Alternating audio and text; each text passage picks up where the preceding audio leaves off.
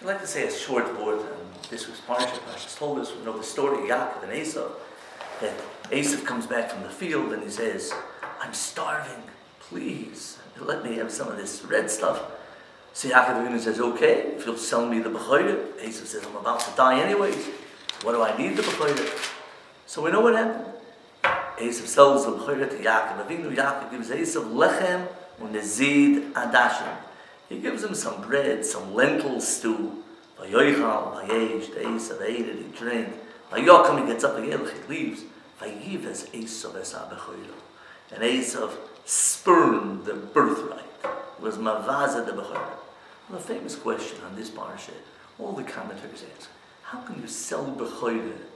Bechorah, which is a birthright, which is ruchni, is something spiritual, for a little bit lechem unezid adashim. A little bread and some lentil stew, that's gashmias.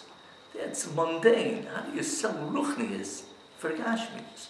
It's not an oiver lasoicher. It's just not up for sale. It doesn't make sense. So the great Goyim, Reb Chaim Shmulevitz, Yeshiva the Mir, said a pshat, and other Bali Musar say the same point.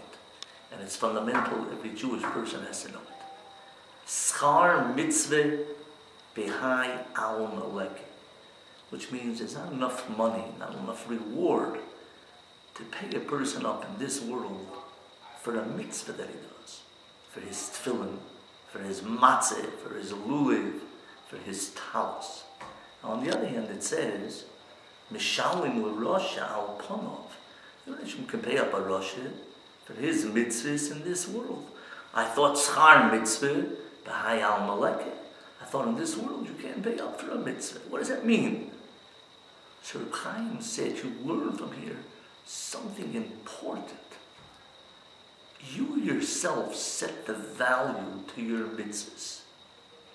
If you're machshiv, if you give importance to your mitzvahs, by you talis is choshev, by you davening is choshev, tefillin is choshev, your Chanukah candles are choshev, then there's not enough to pay you in this world.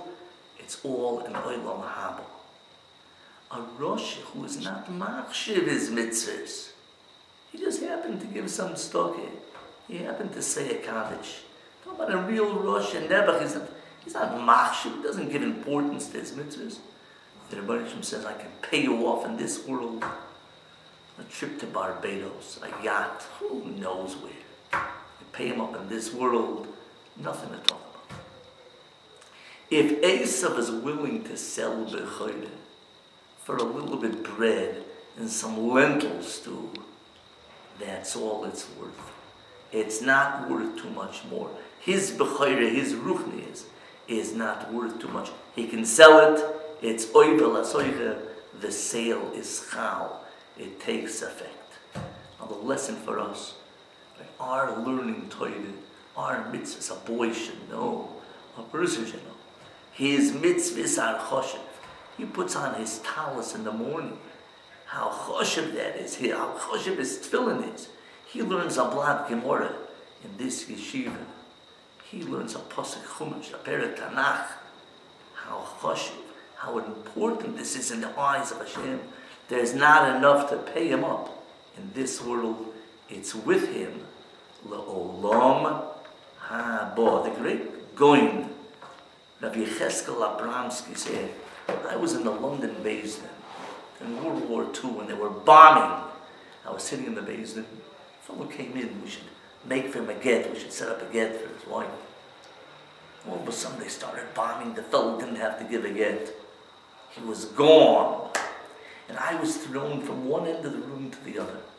Rabbi Abramsky said, what schus do I have?